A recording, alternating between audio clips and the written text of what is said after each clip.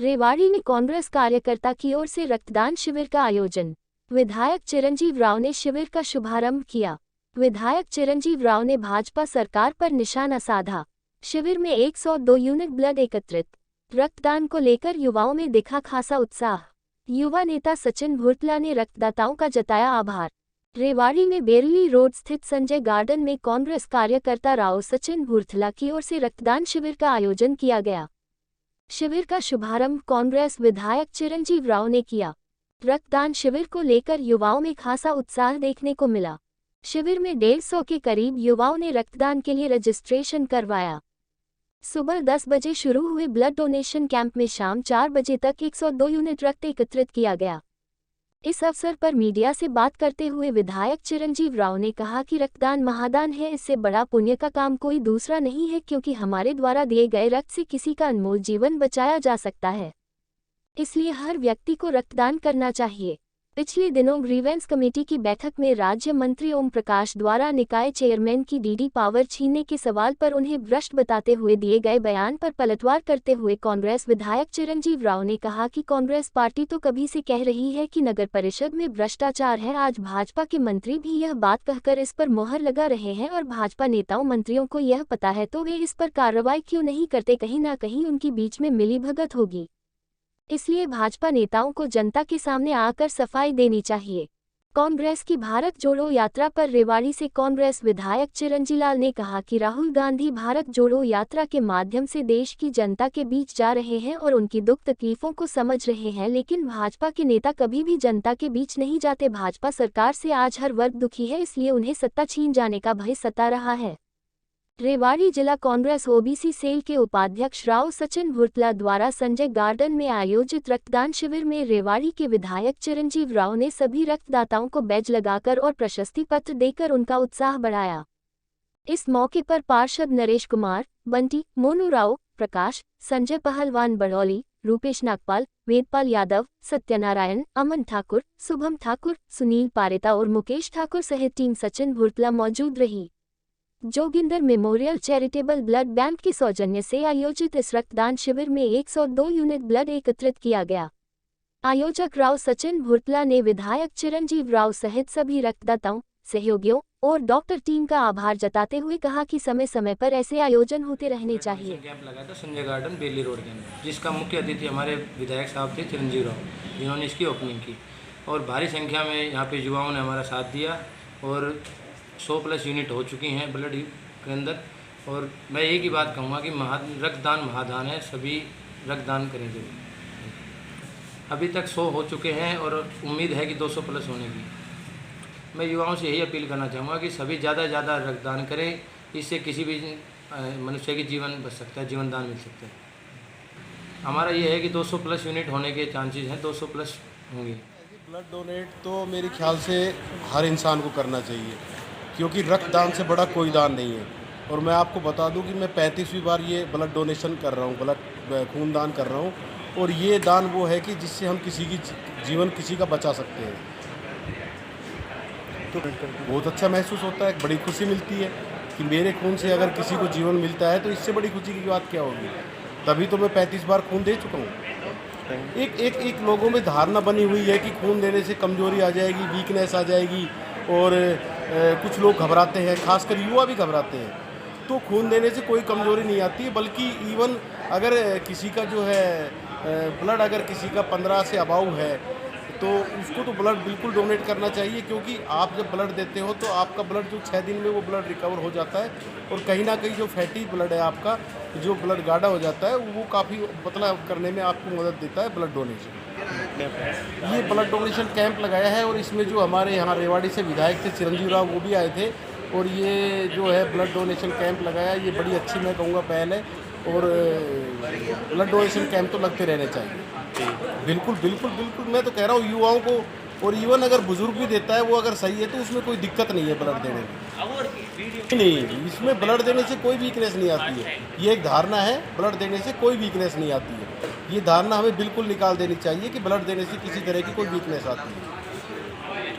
मुझे लगता है रक्तदान सबसे बड़ा दान है, महादान उसको कहा जाता है। और हमारे साथी आज राव सचिन भुर्तला ने आज ये कार्यक्रम यहाँ पर रखा है, उसके लिए मैं उनको शुभकामनाएं देता हूँ।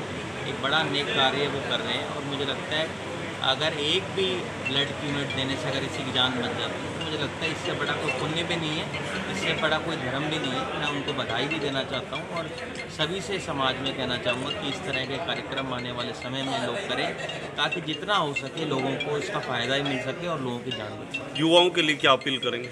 देखिए, मैं तो यही कहूँगा, हम देख रहे हैं आज भी कितनी संख्या के अंदर युवा यहाँ पर आ रहे हैं अपनी इच्छा से और वो ब्लड दे रहे हैं। तो मुझे लगता है एक बड़ी अच्छी सोच आज युवाओं की है और मुझे लगता है इस तरह के कार्यक्रम हमें अपने जन्मदिन पे या और किसी महापुरुष की जयंती के ऊपर इस तरह के कार्यक्रम करने चाहिए ताकि लोगों के अंदर जागरूकता भी आए, क्योंकि कुछ लोगों के अंदर ये डर रहता है कि भाई ब्लड देने से नुकसान हो सकता है। तो सभी को बताना चाहूँगा कि एक बहुत अच्छा इससे बल्कि शरीर को फ़ायदा ही होता है अगर हम लोग ब्लड दें। एक विधायक जी हट के सवाल है, अभी पिछले दिनों वो सब भ्रष्ट है, घूसखोर है। देखिए, हम तो समय समय पे ये बात कहते ही हैं कि जो भ्रष्टाचार है उसका सबसे बड़ा जो अड्डा है वो हमारा कमेटी है और उसके ऊपर मुझे लगता है कहीं ना कहीं मोहर लगाने का काम भी यहाँ के जो ग्रेवेंस के चेयरमैन हैं ओम प्रकाश यादव जी ने कहा।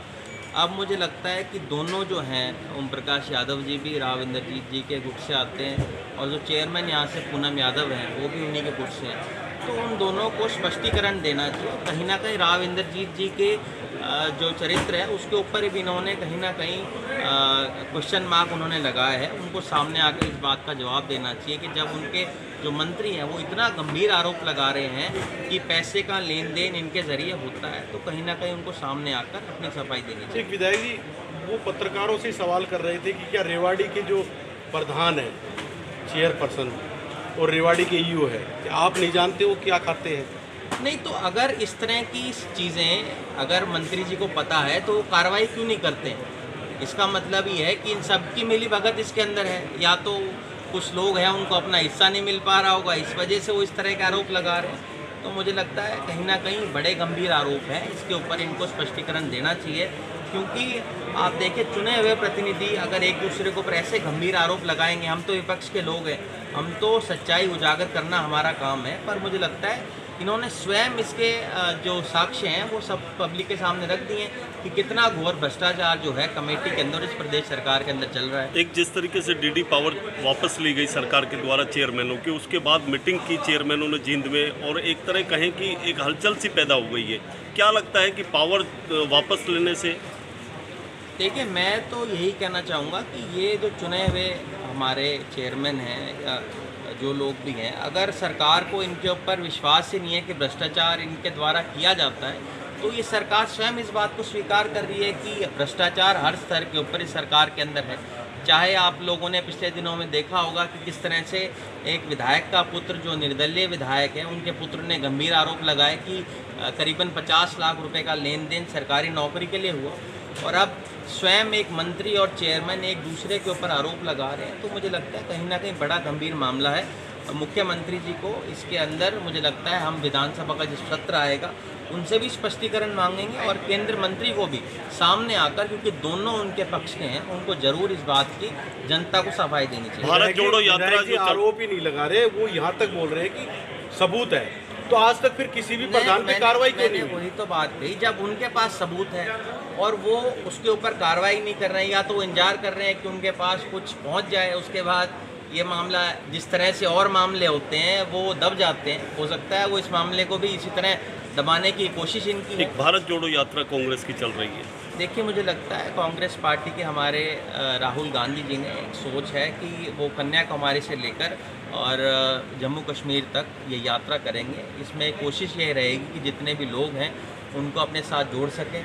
और आज आप देख रहे हैं हर जो व्यक्ति है इस सरकार से दुखी है, चाहे महंगाई का मामला हो, चाहे भ्रष्टाचार हो, बेरोज़गारी हो, तब उन सभी मुद्दों को लेकर ये यात्रा चल रही है। और हमारी कोशिश ये रहेगी कि कांग्रेस पार्टी इसके ज़रिए लोगों के बीच में जाए, लोगों की समस्याओं को उठाए, और इसके लिए आने वाले समय में जब हमारे यहाँ भी आएगी तब हम मजबूती के साथ उस यात्रा को लेकर चलेंगे। लेकिन विपक्ष आरोप लगा रहा है कि ये भारत जोड़ो यात्रा नहीं, ये कांग्रेस जोड़ो यात्रा है, क्योंकि कांग्रेस से जिस तरह से जो वरिष्ठ उनके नेता थे वो छिटक रहे हैं, तो ये एक तरह से कांग्रेस जोड़ो यात्रा है। देखिए, विपक्ष का तो मुझे लगता है कहीं ना कहीं हम विपक्ष में हैं, और अगर उनको सत्ता पक्ष के लोगों को हमारी यात्रा से जो भय है वो साफ प्रतीत होता है, क्योंकि कांग्रेस पार्टी का मुझे लगता है कहीं ना कहीं जो यात्रा है इसका मकसद यही है कि लोगों के बीच में जाएं, जितना हो सके लोगों के दुख दर्द को बांटें, क्योंकि ये जो सरकार है ये तो लोगों के बीच में जाती नहीं है। अब इनको लग रहा है कि विपक्ष लोगों के बीच में जा रही है, तो कहीं ना कहीं जो एक डर का माहौल है सरकार के अंदर और भाजपा के अंदर साफ दिखाई दे रहा है।